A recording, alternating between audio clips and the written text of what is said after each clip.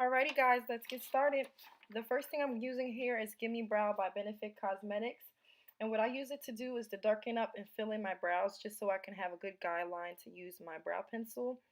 And I just go ahead and do the left and the right side. The next thing I'm going to go in with is my MAC Stud Eyebrow Pencil, and I just use that to line my brows up. And I know it's looking crazy right now, but I like to go in a little bit darker and then thin my brows out as I go, because I figured it's easier to go in and take out my brow than to try to put it back once it's already taken off, if that makes any sense. So whatever works for you, that's just what my personal preference is. And I'm going to go in with this Spoolie brush by Bold Artistry, which I actually got from one of my girlfriends, and I'm just going in and brushing that product through my brows to thin it out. The next thing I'm using is my MAC NC42 concealer, and what I'm just doing is lining the bottom of my brows and just cleaning up that line and any extra brow that I do not want to have. And honey, let me tell you, I was going to finish that up and my song started playing, and yes, honey, yes, let's get it. And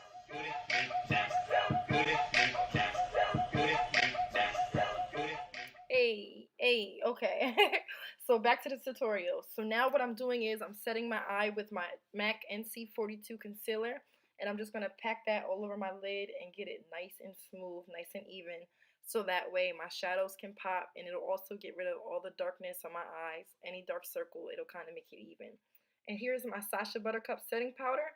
I'm going to go in with the big fluffy brush from Morphe and just go ahead and pack that all over my lid.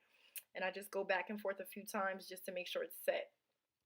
Now here's the fun part. We're going to grab a piece of tape, cut it across, set it on the corner of your eye, make sure it's lined up nice and neat where you need it to be, and let's get ready to create our crease.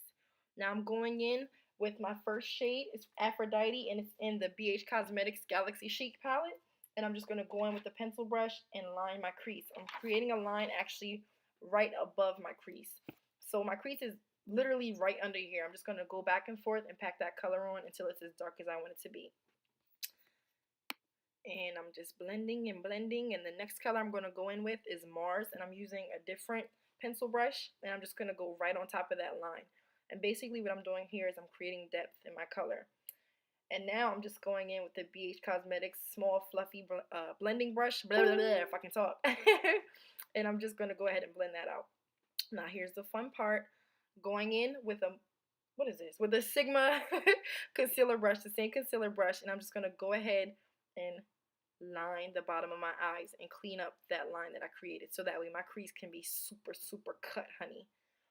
And the brush I'm using is actually a Sigma F75 for anybody who wants to know.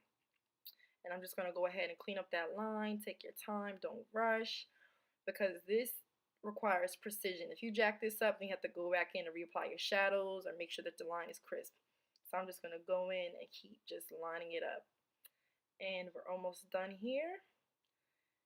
I'm a perfectionist, so literally, it probably took me off camera at least 10 minutes, but I had to get it crisp.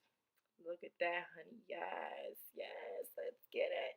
Okay, so now I'm going to go in with my Inglot number 77 gel liner, and I'm just creating my wing.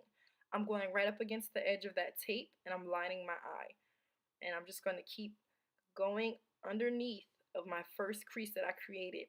Not going into the part where the concealer is underneath, but I'm creating a second crease right under the concealer. So there's shadow, concealer, and then I'm creating my second crease under that concealer. And I want my line to be really small so it looks really precise.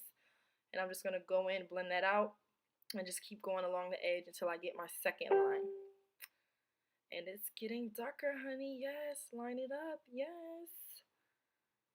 And I'm just going to keep packing that on until it's as dark as I want it to be in the corner. I like it to fade, so I like the outer portion to be super black and the inner portion to kind of fade out to like a grayish black.